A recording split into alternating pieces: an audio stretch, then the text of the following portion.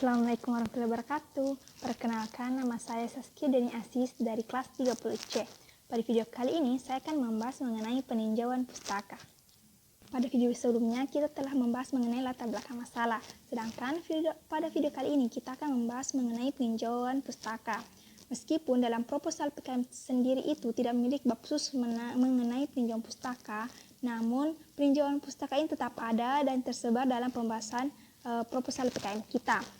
Peninjauan pustaka ini berkaitan dengan referensi atau literatur yang akan kita gunakan nanti.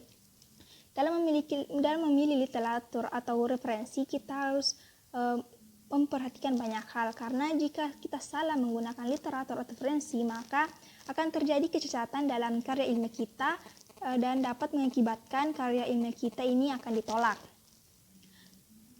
Sejak awal kita harus bersifat selektif terhadap memilih referensi atau literatur yang akan digunakan.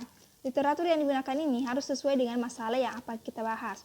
Hal ini sesuai dengan pendapat Kennedy. Menurutnya, syarat utama literatur yang digunakan wajib relevan dengan masalah yang akan kita bahas. Selanjutnya yaitu syarat memilih referensi. Yang pertama yaitu validasi maklumat. Referensi yang digunakan ini harus valid, tidak boleh tidak. Artinya, referensi yang digunakan ini harus terbukti benar berdasarkan hasil penelitian yang telah dilakukan. Untuk membuktikan kebenarannya, maka kita dapat mengkonfirmasinya dengan temuan-temuan yang lain. Untuk memenuhi validasi, maka kita mengaitkannya dengan kredibilitas. Artinya, sumber tersebut harus terpercaya, tidak boleh berasal dari sumber-sumber yang entah siapa yang menulisnya. Kredibilitas ini juga biasanya berasal dari data pertama atau tangan pertama atau primer, misalnya jurnal.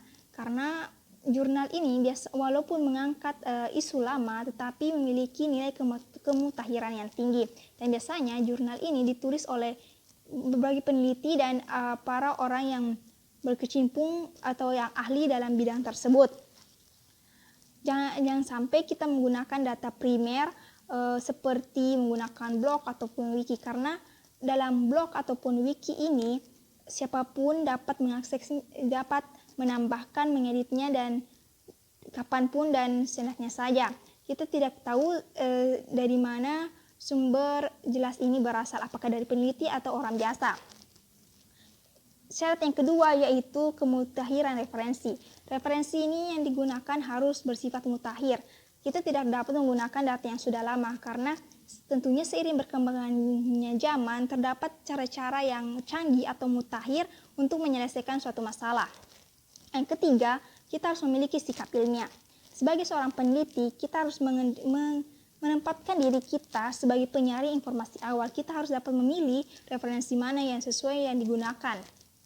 Selanjutnya, sikap ilmiah ini juga berkaitan dengan integritas akademik sebagai penulis. Sebagai penulis, kita harus bersikap jujur dan mematuhi etika penulisan yang ada. Selain itu, kita harus juga memiliki sifat ketelitian. Kita harus meng-cross-check sekali lagi apakah sumber tersebut valid, apakah sumber tersebut jelas, apakah sumber tersebut terbukti kebenarannya.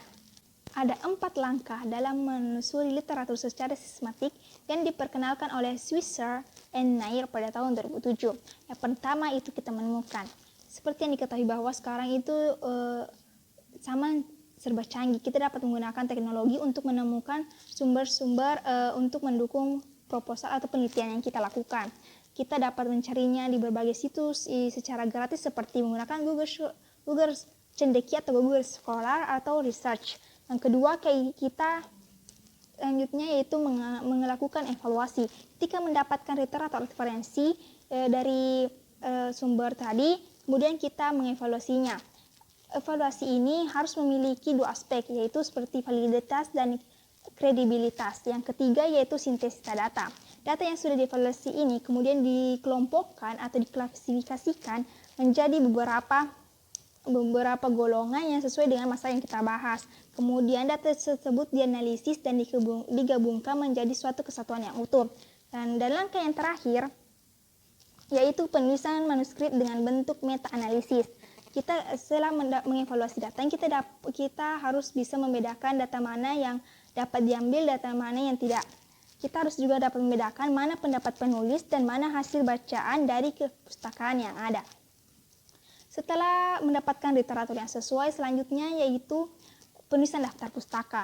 Ketika kita menggunakan referensi atau rujukan yang mengambil dari karya orang lain, maka kita harus mencantumkan sumber dari referensi kita. Karena jika kita tidak mencantumkan sumbernya, maka kita akan terkena plagiarisme, di mana plagiarisme ini merupakan kesalahan yang sangat fatal. Karya proposal PKN kita dapat gugur dan dapat melanggar hak cipta, sehingga kita dapat berbagai hukuman seperti pencabutan gelar, denda, dan lain sebagainya.